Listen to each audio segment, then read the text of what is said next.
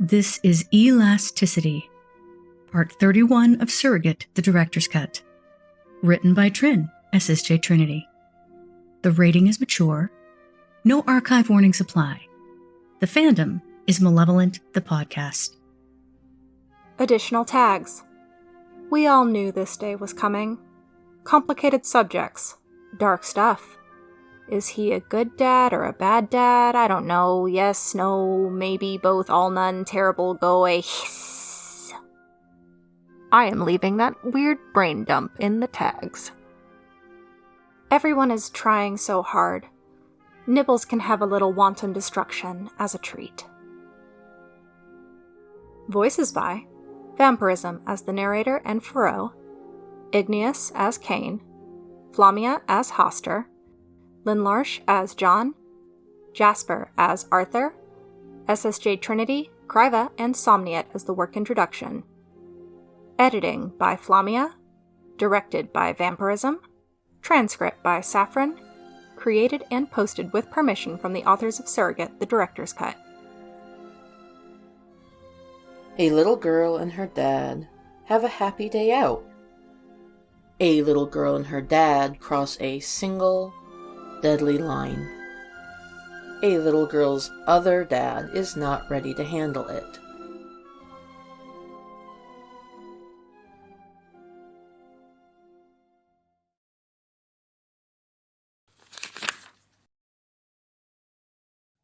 All Faroe's lessons for tomorrow are cancelled in favor of spending the entire day with Dad, and now she can't sleep. The whole day! We get the whole day, she says to Nibbles again, who doesn't mind the repetition. It's like a sigh, but more frustrated. I know, you can't come. She kisses the bark of Nibbles' cheek. I'm sorry. But that's not what makes Nibbles roll her legion of eyes. Faroe knows Nibbles doesn't like her dad. It's just normal. Arthur is always sad, and John doesn't like anyone but Arthur, and all of this is normal, too. Anyway, all that means she doesn't expect Nibbles to share her joy.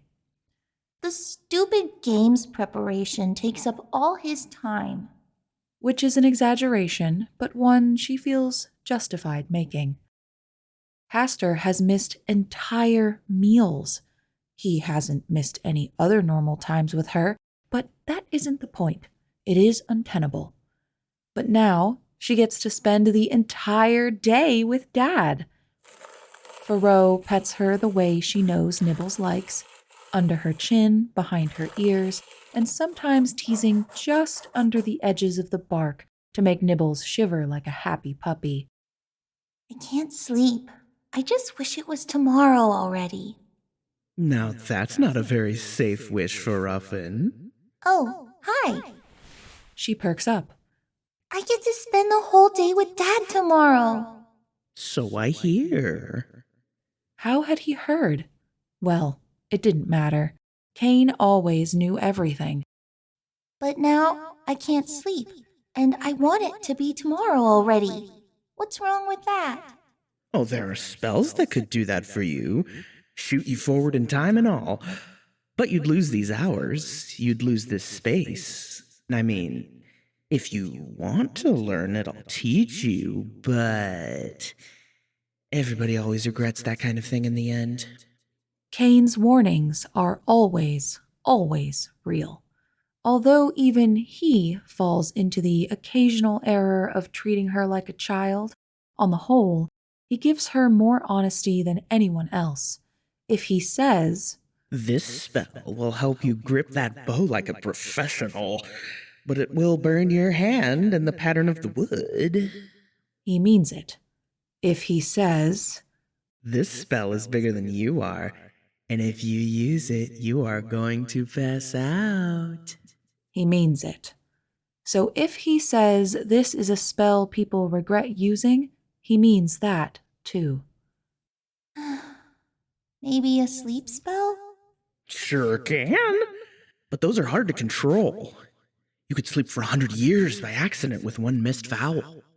Ugh, all of Kayne's spells were so overpowered. Well, what did you want to teach me then? Did I want to teach you something? You reached out.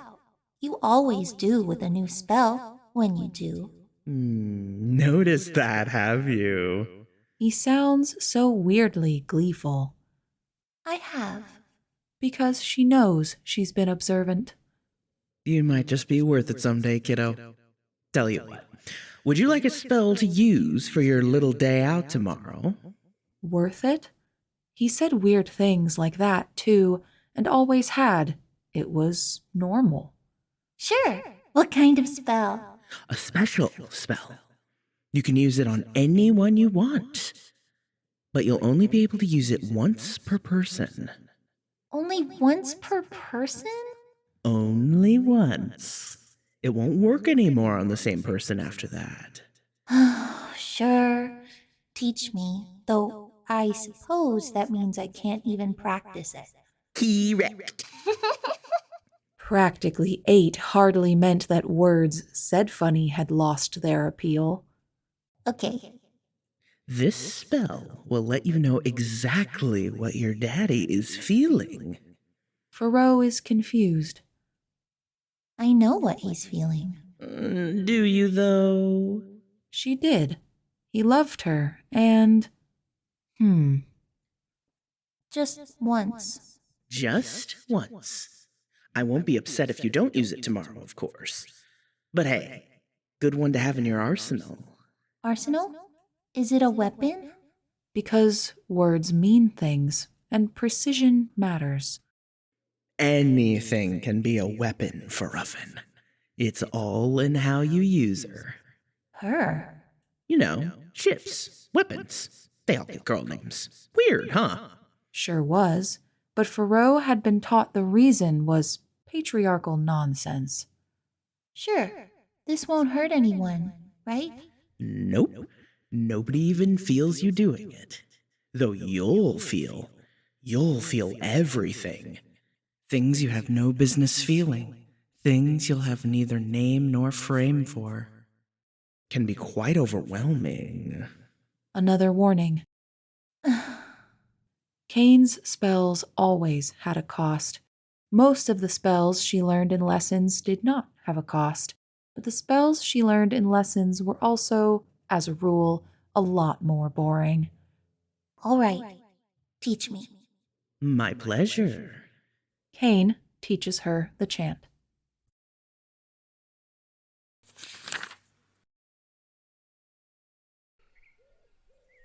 She's not sure when she fell asleep. She's sure about waking up, though, because she's already hyper. It takes effort to do all the things this morning. To clean her teeth, and take a shower, and brush her hair, and do her stretches and practice her protective spells. And it takes so long, like an hour. But she does them, because if she does not, she will be sent back to do them. And while Dad will absolutely wait, that's time wasted. Faroe is not about wasted time today. She chooses a simple, practical jumpsuit, since nobody told her what to wear, light and airy, loose but cinched at the waist, ankles, and wrists. It's his yellow, which matters so much, and the sandals are sturdy and will not come loose. Hastur is waiting. He doesn't have a face that smiles like she does, but she reads him well, knows the angle of his many arms, knows the way he holds his head, knows how pleased he is to see her, and she runs and leaps into him with full abandon. His chuckle is dark and terrible and her favorite sound in the world. I see you are prepared for adventure today. Don't make me change. I thought... Today is not a dress day. That chuckle is joy. It could keep her warm in the pass to Kadath. Very well. No dresses for anyone. Do you hear that, Arthur? My daughter has made her first royal decree of the day. Arthur hunches. She has yet to figure out why he does that sometimes. Nothing bad was said. Oh, good. Just you wait. She repeats what she has been taught. Someday they'll all bow to me. Arthur smiles just a tiny bit. As long as you're happy and safe. I don't care what anyone does. What an odd thing to say. Indeed. As though he agrees with that, and lifts her up so she's peeking out of his arms, safe and indeed happy. Are you ready? We're skipping breakfast? We are eating as we go. Yes! She wriggles a little, arms up, sinking deeper in. She shall be fed, child of a wood. Of course she would. He'd said so. Be good, everybody. Like that delighted Arthur, for some reason. Nibbles stands near him. Good. Arthur would be fine with her to take care of him, and they both knew Uncle Arthur needed to be taken care of. I'm ready. Let's go. Arthur looks like he's going to say something. His left hand rises and just rests on his right.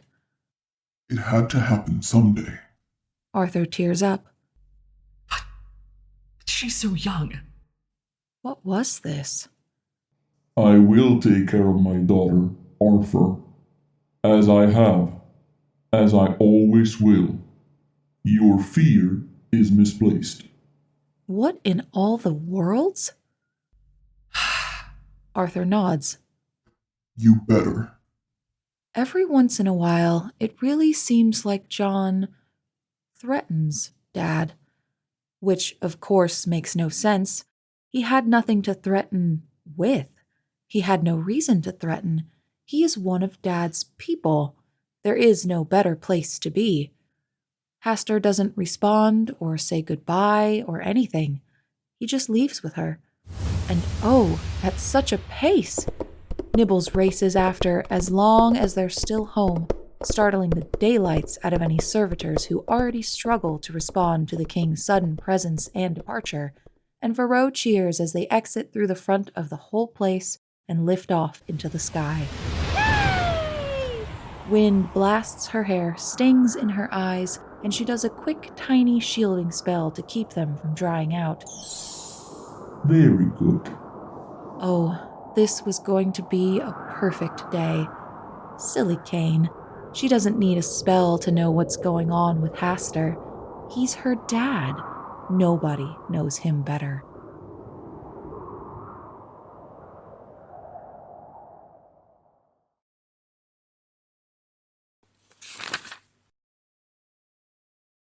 There is no one as amazing in all the worlds as her dad, either. Of course, Faroe understands hierarchy.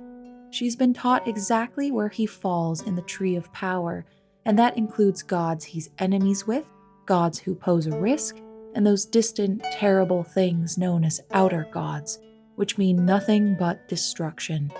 She understands, technically, that if he had to fight something like that, he'd lose. But secretly, she thinks he'd win. When she'd been little, she'd ask him once if he'd fight an outer god for her. He'd said, Yes. without a trace of humor or condescension, and he'd caressed her face. Then he'd disappeared for the next 2 days, which was really annoying, but she knew he was very busy. He was, after all, a responsible god.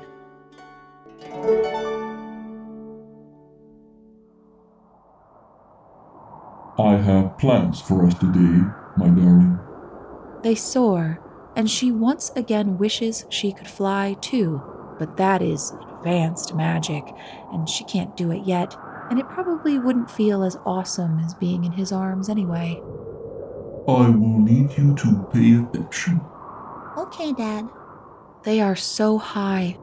She catches sight of a flock of something down there, bright red fuzzy dots of some harvested creature kept safe by Hastur's rule.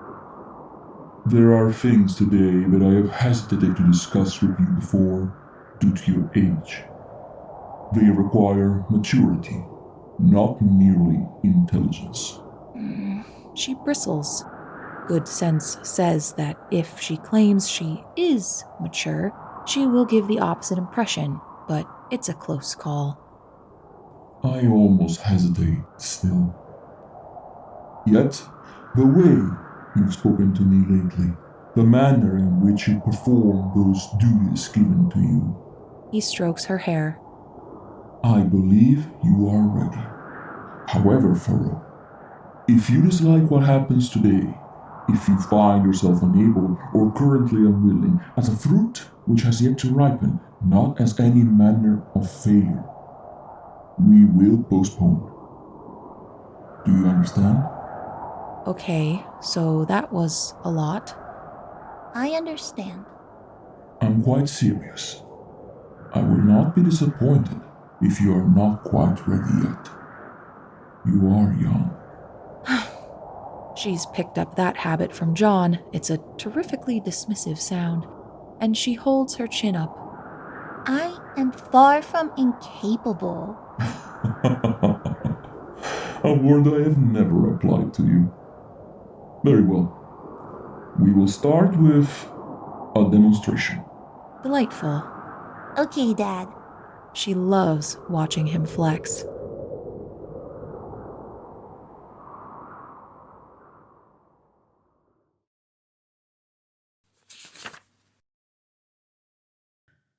Flex he does. Today is a portals day. That means Dad is showing off. They visit the human world first, and because it's Dad, he teaches as they go. He explains about mirroring, that there are locations in other worlds that reflect ones in the dreamlands, that sometimes those original places were gone, destroyed, lost, but the ones in the dreamlands remained. He takes her to a desert of ice, empty, ruined, nothing to see.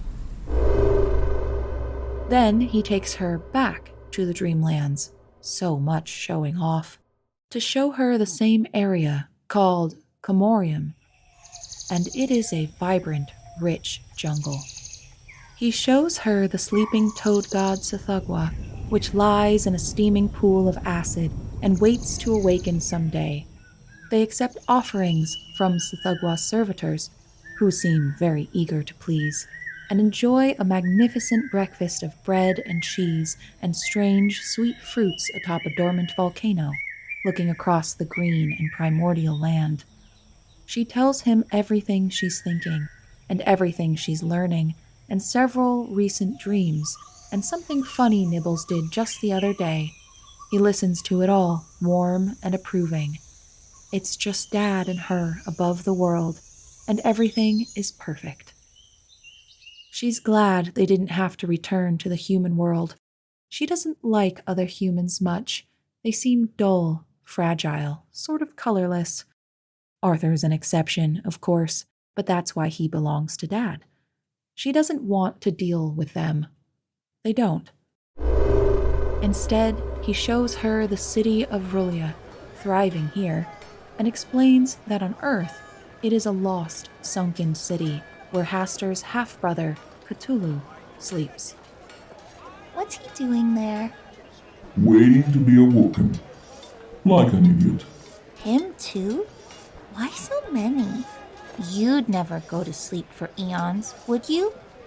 I see no point to it. Take that. She thinks at her adopted half-uncle. He continues the history, gossip, lesson for a while, moving at speed, pointing things out, remarking on various funny or impressive things that he has done or seen over eons. And Faroe leans into it and relaxes into his voice and feels as happy as she ever has.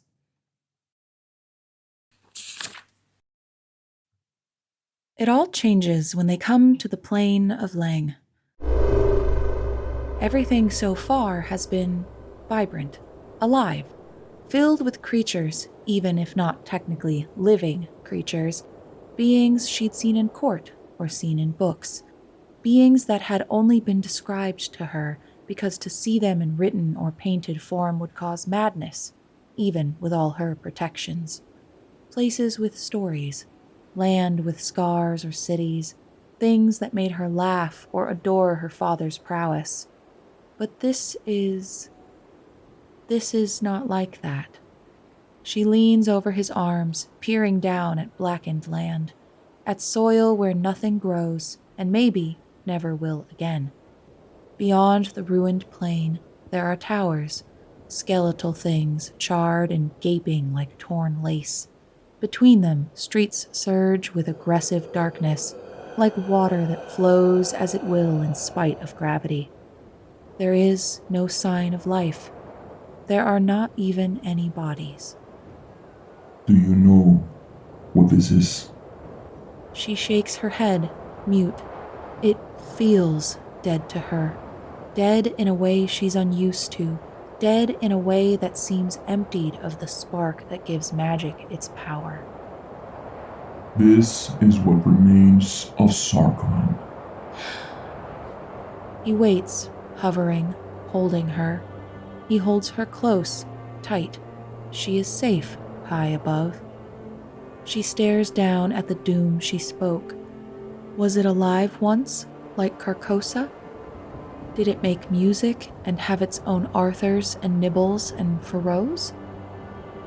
I know, my child. Crying would not be mature, right? Right. It would be the opposite of her being mature enough to handle this. She can't let herself cry. These people planned to harm you. Whether you had been brave enough to speak judgment or not, I still would have done as you see here. Wait, that was a long time ago. Why is it still smoking? Because I have cursed it, my child. Nothing will ever live here again. Nothing will grow here. This place will stick, bitter as a charred burr in the throat of any who ever dream of harming you again. So it had been an example. She understands making an example. It feels very different seeing it in person, rather than reading about it on paper. It seems so... Were there children? Yes. They didn't mean me harm, did they? Perhaps this is too soon. No, it's not. Like heck was she too young. An example, my darling, cannot be made halfway. Did they have pets? Birds and mules and kitties and goats and... I had to show that to threaten you would mean so much damage that, even if they succeeded, which is impossible, less likely than the death of all stars at once, it would still cost them too much. The humans have a phrase for this particular subject. They call it a Pyrrhic victory. But why did they? She knows why. She does. But it still doesn't make sense. He strokes her hair. Because they believed you were not good enough for me. That they knew better than I when I chose you. Her fault? Not just for speaking judgment, for being whatever she is that got Hastur to choose her. This is her fault. I did this. Yes. It is the burden of ruling. It is not all joy as you have seen. Managing vibrant lands and glorious cultures, raising up those peoples who can create and sing and strive. Sometimes, my daughter, it is this. Does it have to be this? She barely recognizes herself, how tiny she sounds. Occasionally, it does. Not all the time. Rarely, if one does what one ought. She isn't crying, is not picturing beautiful Carcosa reduced like this. ruined and surging with hungry shadow. She turns and hides her face against his arms, and in spite of her effort, is getting them wet. He strokes her back. He doesn't call off the day yet.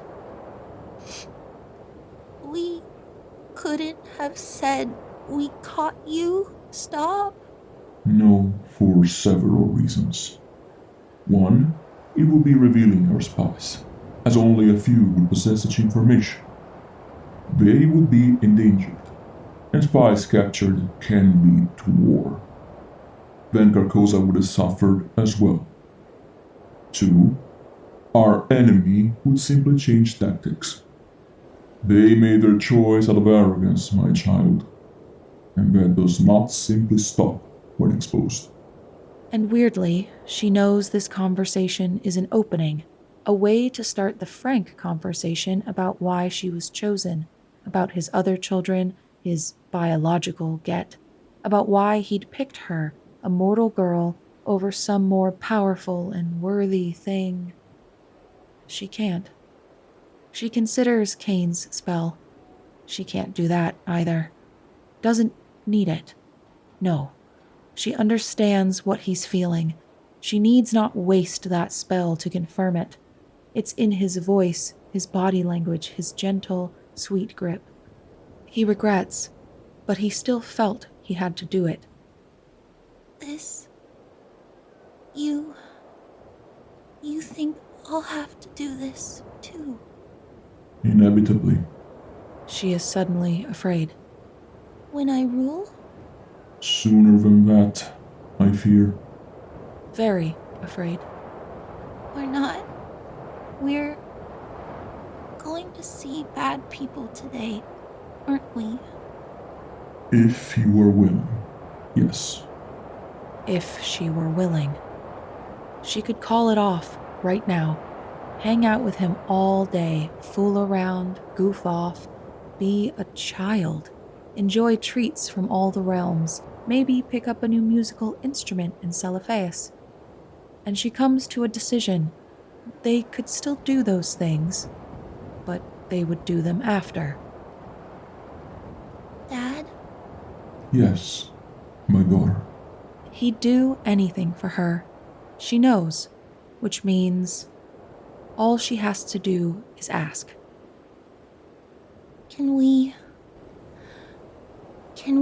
get the bad parts out of the way? Then, the rest of the day, we can... He understands.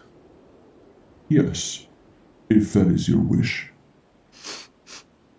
She nods. He touches her cheek. My child, I do this for your own good. For me? I have a vision for you. As though admitting some secret, so quiet that she can almost hear the slimy thickness surging through the streets below. I wish you to become the most magnificent of all queens, the most untouchable of goddesses. I want you to be above all threats, dangers, weaknesses. Everything I do, beloved, I do for you, for this goal. You know that, do you not? She absolutely does, and believes it with all her heart. She nods, wiping her nose on her sleeve. Silly girl. He conjures her a handkerchief. She uses it. To help you reach that place, Faroe, we must climb many mountains. Mountains? Humanity is a base people. You know this. I do. She does. You alone, in all those I have seen, are worthy of elevation. She uses the handkerchief. And Uncle Arthur? He hesitates. Not like you. Nothing like you. For you, Faroe, I would... He stops. There is nothing I would not do. Trade. Give. And this is beautiful and expected and accepted And yet, below is the ruination of a city, and there are outer gods. And it's weird that she's thinking like that, like there could be a reason for Hastur to give himself for her, and she's not sure where that thought comes from, or why she wants to ask Kayne about it, or... You will have to make hard decisions. Difficult ones. Sometimes painful. I would like to be with you when you must do these for the first few times. To help you. To comfort you. To guide you through. Then, when the day comes where you shine like the sun itself, you'll hardly need me anymore. I'll always need you. She flattens herself against his arms, her own wide and gripping, taking as much of him as she can in a hug. Always. My daughter. My Faroe. This feels good. She rests in it, settling. If the day is too soon, Faroe, we will not take these steps. We can wait. These steps, as they hover above a ruined, weird, sentient goo horror of a place. Dad thinks she's mature enough to handle it. He scheduled the whole day, even though the games are months away, even though everybody in all the worlds wants his attention. No. Today, She uses his words. Guide me through, Dad. He seems to swell. I am so proud of you. She made the right choice. She clings to that. Clings to it as they visit living cities. Cities that, nevertheless, contain traitors. Cities boasting beings, humanoid and not, who have displeased him enough to earn their deaths. He walks her through their cases, allows her to decide they need to die, and holds her hand as she uses her magic to kill for the very first time.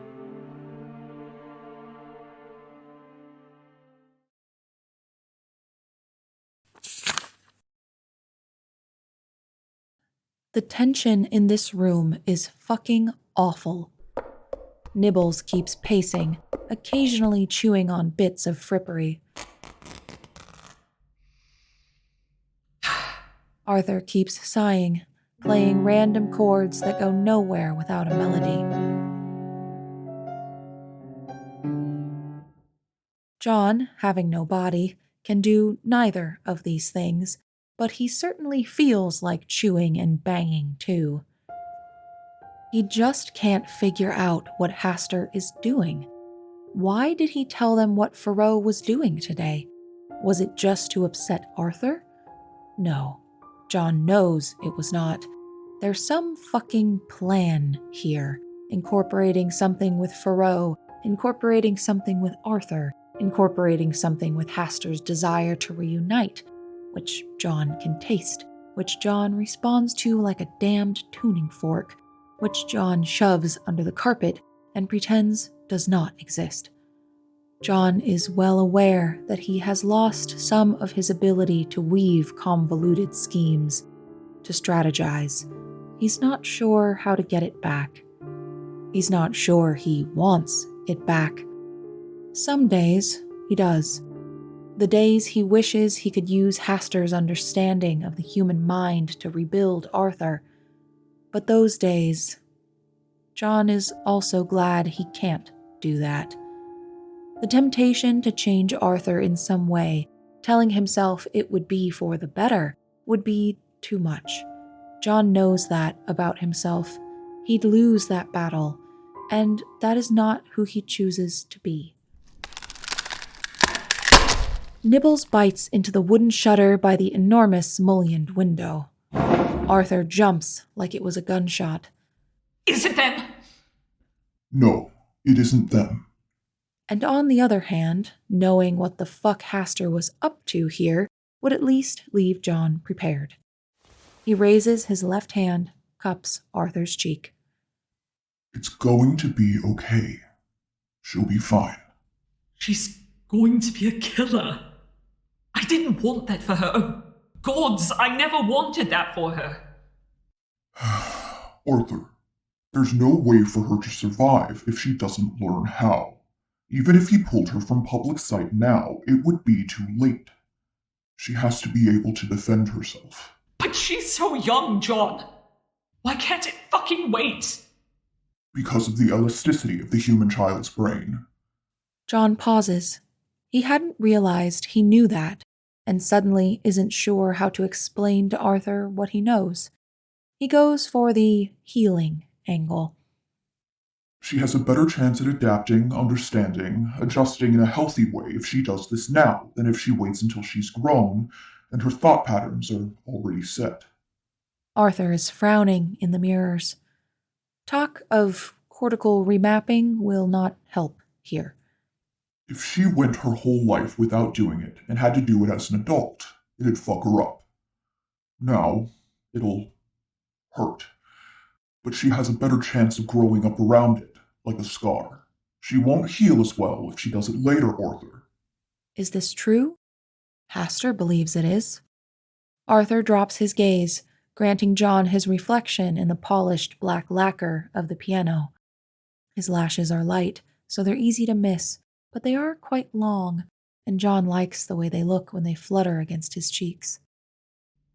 It's hard to adjust to it later in life, yeah, but still. Look, he... Nibbles pulls the entire damn shutter off the wall, spraying the place with splinters. Holy fuck! Arthur leaps to his feet and into the piano keys with discordance. What the fuck, Nibbles? The representative of the 1,000 Young looks as guilty as a cat, which is to say, not at all. John tries to move on. As I was saying, Hastur has his flaws. The opposite shutter creaks. John amends. Fine. He's all flaws, pretty much. But this one thing is true. He does fucking love your little girl. He isn't trying to harm her. He's just straddling the damn line between how gods learn and how girls learn. I wouldn't want to be in his shoes.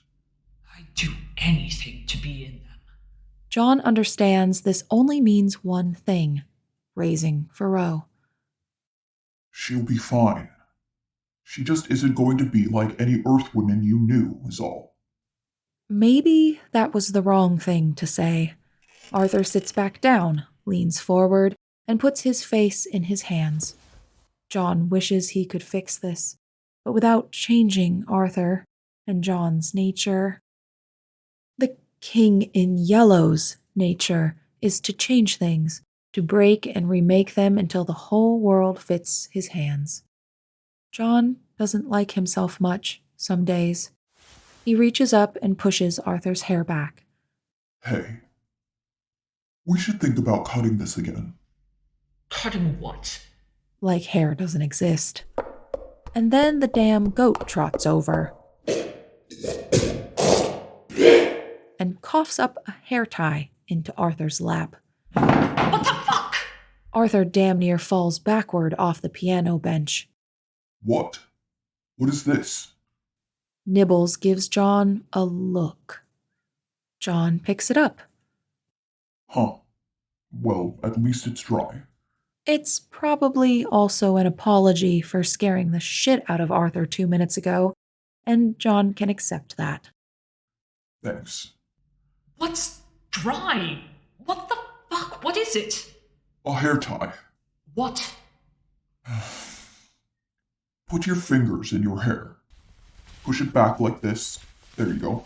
That's perfect. Hold it there. Arthur's reflection is absolutely spooked as John ties his hair back. John has decided that is her laugh. Well, all right. Arthur's look is kind of funny. Oh, fuck off. Nibbles knows that came with no rancor and trots off to destroy something else. From the strident buckling sounds, she's begun laying waste to the entire brass instrument section. Why did she have a hair tie in her throat? Arthur looks different with his hair tied back. John can't quite figure why. It softens him somehow. It draws attention to his cheekbones, to the shape of his mouth, which John realizes with a shock is Faroe's, to the cast of his eyes. John puts all that on the back burner. Who the fuck knows? It's one of the Dark Young. Fuck if I know what goes through their heads. It's Nibbles. As though that lends credibility and reasonability to everything, and that right there is part of why he's fascinating. He's both right and wrong. It is still a creature of chaos and carnage, and will someday devour whole stars and leave horrible hoofprints across the universe. She is also Nibbles, beloved pet, loving guardian, who would, without doubt, sacrifice her eternity in Faroe's place if it would give that mortal child a week more of life. Lesters. What's the deal with them anyway? What have you people done to all of us? What? Nothing. I just think it's weird that you two utterly finite beings have somehow fucking ensnared so many. And they're back. They all feel it, the pressure change of a portal opening and closing, and it is impossible to mistake Hastur's presence for anything else. Arthur stands, breathing too fast. Nibbles comes racing in from the back room, fast enough to bring with her a cold and startling breeze. My, we are up late, aren't we? He enters the music room, coming to them, unnecessarily seeking them out, carrying a deeply sleeping Faroe in his many strong arms. John suddenly has a new suspicion. Could there be some chance he actually wants to reassure Arthur? Why would he do that? What's he after? Obviously, there'd be numerous goals, but could it be... Faroe! She fell asleep somewhere over Vmprsm. She's fine. I am going to put her to bed. She's fine. She looks fine. Her face is relaxed and flushed. She's completely limp in his arms. I see no wounds, no blood, no bruising. No indication of any harm. Any harm would be internal, but he's not saying that. Arthur slumps in relief. She's okay? More than okay. Exemplary. Arthur's lower lip trembles, and his eyes fill, blurring John's vision. She is remarkable. I knew that. I knew that. I've always known that. The moment between those two fathers is something John can't access. It's foreign to him, a tuning fork resonance he does not share. Nibbles is blowing her hair back slightly. She is fine, child of the wood. She is overtired and will likely sleep in tomorrow. I suggest you let her. What's happening? Why is she growling? The moment of peace is lost. John hadn't wanted to say. I can't be sure, but I think I see tear tracks. Can't be sure, right. He's sure. You said she's fine. She is. She is. She'd cried. It was clearly some time ago, no moisture remained, but that was enough. You will confront me? Over education. Oh shit. That wouldn't go well. Everybody just take a moment. Breathe. You should be very proud of her. Hastur has Faroe in his arms, where she lies pale and wiped out and tear-stained. Where she lies, safe. She is safe, and she's clinging to Hastur's arms even in her sleep, like a stuffed animal. She did not hesitate. She did not waver. She maintained her composure while it mattered. She will be a glorious goddess someday. Arthur is shaking. Look, I don't know what your plan is here, what you're aiming for, but you're shooting far fucking to the left of... Faroe stirs. Dad? We are home, my daughter. Oh. She's visibly so sleepy she's barely there. She smiles at Nibbles, at Arthur, at John. Hi. I got to see some really weird dogs. I took her to see the hounds of Timberless. They were so weird. Faroe stretches, draping over Hastur's arms. They were there, but they weren't, and they were also next week, but also 100 years ago. Yes, it was all very exciting. Bedtime. No, I'm not sleepy. Faroe flops back against his yellow robe. I don't want to go yet. He strokes her hair. Somewhere along the way, she lost her barrette. It's a wild nest she has on her head right now, which might require magic to untangle. Sleep, my daughter. I am very proud of you. We will have such days again soon. Okay. She smiles, twists, throws her arms around his enormous neck, and kisses his masked face. Mwah. He lets her down. Nibbles is silent. Are you okay? Okay. She looks fine, damn it. I had spicy fruit on a volcano. You did? You can tell them all about it tomorrow. No. When Nibbles comes near, Faroe practically falls onto her. She grips the cracks in Nibbles' bark and dangles, her feet off the floor. Nibbles takes her cue and leaves, carrying Faroe with her, and leaving the three of them alone without the child-shaped buffer between them. John feels Hastur. Gods, he feels him. Hastur feels Arthur. Gods, he feels him. And John knows that and cannot unknow. Tomorrow I will give you more details about her day. Perhaps after lunch. Right. That's expected.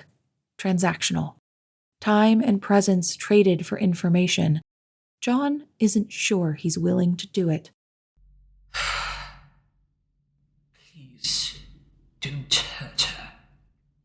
Huh? Hastur startles slightly. Whatever makes you think I would allow harm to come to her? Ever? Because she can be hurt. Her heart, her mind, her soul. She's not what you are. Whatever you're raising her to be is a role, not her nature. Be careful. That's all I'm saying. Silence. Arthur. That's smart. His Arthur is so smart. I would sooner rip up the universe like dead skin than see her harmed. And for some reason John can't divine, Arthur straightens, smiles. Thank you. Hastur has no comeback for that, no sharp word. He just nods. What was this? They were agreeing on some unspoken thing, some weird vibe John wasn't getting. Nope, this vibe was going down. Are we fucking dismissed or what? Why did you even come in here? Do you have something else to say? What? You're blocking the goddamn doors, you fucking elephant! Hastur reaches up and caresses under Arthur's chin with one tentacle. Your hair tied back is appropriate and flattering. Keep it. And then he just leaves. Arthur blinks. What? What did he say? He reaches back and feels the little tail John tied. John pushes his hand off it. Leave it. For once, the Lord of Assholes is right. Arthur is wearing his "this does not matter" face. Okay, sure. He shakes his head, starts for his room, and stumbles over Nibbles' shutter carnage. John appreciates the carnage. Someone will have to clean it up, of course, but Hastur will also have to recommission the instruments and the custom window shutters and... Breakfast is going to be weird. I don't know how I'm going to react when she tells us what she did. Why is this a good idea again? Welcome to insanity honed over centuries. At least we'll know. I can't handle not knowing. I'd rather know and grieve than not know and wonder. Well, that changed the plan for tomorrow. John has to do it now. We'll meet him after lunch, like he said. I'll give him the time he wants, and we'll hear all about it. Thank you, John. It's just time. It doesn't mean anything. Of course it doesn't. They both fall silent as he feels his way out of the music room and to bed.